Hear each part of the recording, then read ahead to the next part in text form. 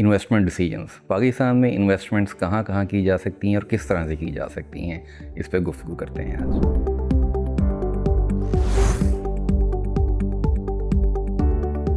पाकिस्तान में इन्वेस्टमेंट इन हालात में जब इकनॉमिक क्राइसिस का शिकार है, लोगों में एक खौफ व हिरास की फ़िज़ा है, बहुत सारे प्रॉब्लम्स हैं, हर कोई यहाँ से भाग जाना चाहता है, माइग्रेशंस करना चाहता है।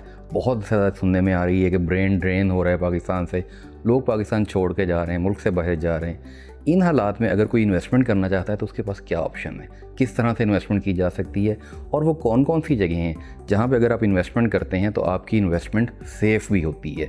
यानी ये ना हो कि आप इन्वेस्टमेंट करें प्रॉफिट के लिए और कुछ अर्सा प्रॉफिट लेने के बाद आपका असल सरमाया ही गायब हो जाए या आपके साथ कोई फ्रॉड हो जाए। देखिए, सबसे पहले मेन इंपॉर्टेंट चीज़ समझिए, पाकिस्तान में बहुत ज़्यादा इन्वेस्टमेंट हुई है पिछले कुछ सालों में रियल इस्टेट में। रियल इस्टेट में लोगों ने पैसा कमाया भी है और पैसा फंसाया भी है। बहुत सारे डेवलपर्स ऐसे हैं जो लोगों का पैसा लेके या तो भाग गए हैं या कंप्लीट ही नहीं कर सके वो प्रोजेक्ट, या डिलीवर नहीं कर सके, या लेट इतना कर दिया कि वो जो आपने प्रॉफिट सोचा था, जो आपने आउटकम सोची थी कि मैं इस काम के ज़रिए ये आउटकम अर्न करूँगा, वो आप अर्न ही नहीं कर सके because of the disposal of the project. अच्छा, अब इसी तरह से और बहुत सारे सेगमेंट्स हैं, स्टॉक मार्केट है, फिर आपका बैंक है। बैंक एक बहुत बड़ा सोर्स है और इन दिनों recently because of markup rates बहुत ज़्यादा हाई हो चुके हैं, तो बैंक एक बहुत सेफ़ इन्वेस्टमेंट है। और बहुत सेफ़ इन्वेस्टमेंट होने के साथ साथ आपका पैसा महफूज है, क्योंकि बैंक में तो आपका पैसा कहीं नहीं जाना। इसके अलावा आपका नेशनल सेविंग है, गवर्नमेंट के कुछ इदारे हैं, बॉन्ड्स हैं, काफ़ी सारी चीज़ें हैं जिनमें आप इन्वेस्टमेंट कर सकते हैं। फिर इसके बाद आता है मार्केट। मार्केट में आप कहाँ कहाँ इन्वेस्टमेंट कर सकते हैं। अगर तो आपका ट्रस्ट है किसी भी बिजनेसमैन के ऊपर, आप समझते हैं कि ये बिजनेसमैन स्ट्रॉन्ग है, इसके मैं शेयर्स ले सकता हूँ। जैसे स्टॉक मार्केट में आप जाते हैं कि ये कंपनी अच्छी है, ये बैंक अच्छा है, ये इदारा अच्छा है, इसके शेयर लिए जा सकते हैं, ये लॉन्ग टर्म में मुझे डिविडेंड भी देगा, प्रॉफिट भी देगा और कल को मेरा सरमाया डूबेगा भी नहीं, और ये शेयर प्राइस भी इस तरह नहीं गिरेगी कि मैंने 100 रुपये की चीज़ लेके कल को 20 रुपये में बेचनी है। तो आप वहाँ पर भी इन्वेस्टमेंट कर सकते हैं। इसमें जो एडवाइस की जाती है चीज़, अब सबसे इंपॉर्टेंट चीज़ है कि फाइनेंशियली आपको एडवाइस क्या की जाए। देखिए, सबसे ज़्यादा अहम चीज़ जो आपने जहन में रखनी है वो ये है कि don't put all your eggs in one basket. अगर आपके पास पोर्टफोलियो है, पोर्टफोलियो को अगर आप समझते हैं, पोर्टफोलियो क्या होता है? पोर्टफोलियो ये होता है कि आप मुख्तलिफ चंक्स उठाते हैं। कुछ पैसा आप बैंक में रखते हैं, कुछ पैसा आप स्टॉक मार्केट में लगाते हैं। देखिए, हाई रिस्क और लो रिस्क ये दो चीज़ें देखने वाली होती हैं। हाई रिस्क में हाई प्रॉफिट है, लो रिस्क में लो प्रॉफिट है, लेकिन आपको क्या करना है कि आपने इन दोनों का मिक्स बनाना है। एक ऐसा मिक्स बनाया जिसमें आपको प्रॉफिट भी अच्छा मिलना शुरू हो जाए, रिस्क भी कम हो।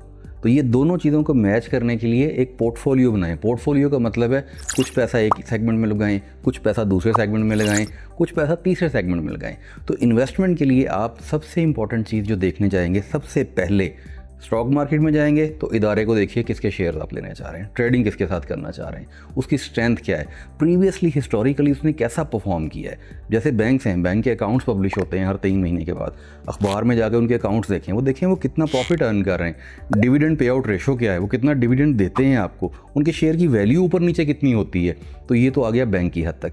इसके बाद आप आ जाते हैं बैंक में जो डिपॉजिट्स हैं। तो डिपॉजिट्स आजकल मैंने आपको बताया, क्योंकि मार्केट रेट बहुत अच्छा है, इंटरेस्ट रेट बहुत ज़्यादा है, आपको अच्छे पैसे मिल जाते हैं और आपका सरमाया महफूज रहता है। इसके बाद आ जाता है, आप जाके देखते हैं कि मैंने इन्वेस्टमेंट रियल इस्टेट में करनी है। अब रियल इस्टेट बड़ा आजकल सेंसिटिव हुआ है, स्टेगनेंट है, चीज़ें मूव नहीं हो रही, सेल परचेज नहीं हो रही। इसमें जो इंपॉर्टेंट चीज़ देखने वाली है वो है developer.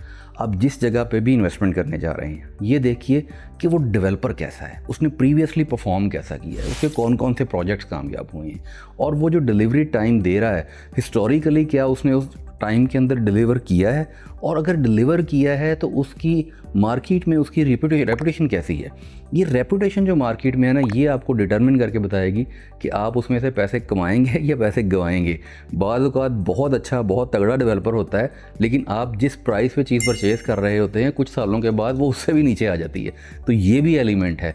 Because of the recession लोगों के पास परचेजिंग पावर कम हुई है, मार्केट में से पैसा निकला है, प्रॉपर्टी की सेल परचेज बहुत नीचे आई हुई है। बहुत सोच समझ के, बड़ी ध्यान से इसके अंदर काम करने की ज़रूरत है। सेगमेंट देखिए, सेक्टर देखिए, उस शहर की बाउंड्री के अंदर देखिए कि ये यहाँ पे जो काम हो रहा है इसका बायर मौजूद है आने वाले वक्त में। अगर तो उसका बायर मौजूद है आने वाले वक्त में, फिर तो वो प्रॉपर्टी निकल जाएगी, वो आप निकाल भी लेंगे, प्रॉफिट भी अर्न कर लेंगे। तो रिस्क और रिवार्ड, इन दोनों चीज़ों को मिक्स एंड मैच करके चलिए।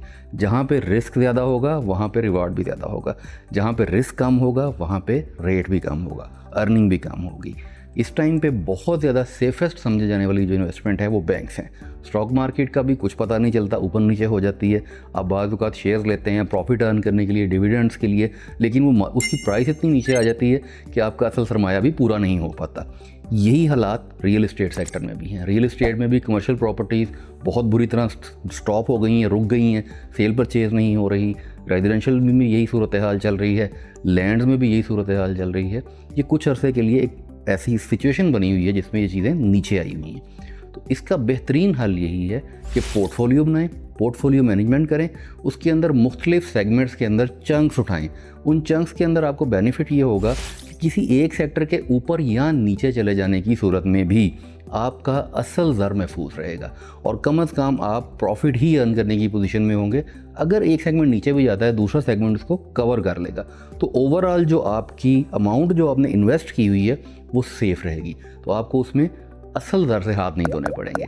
तो ये बेसिकली छोटा सा एक तारुफ है आजकल के दौर में इन हालात में, रिसेशन के अंदर आपकी इन्वेस्टमेंट करने के लिए कौन कौन से सेगमेंट आप कर सकते हैं।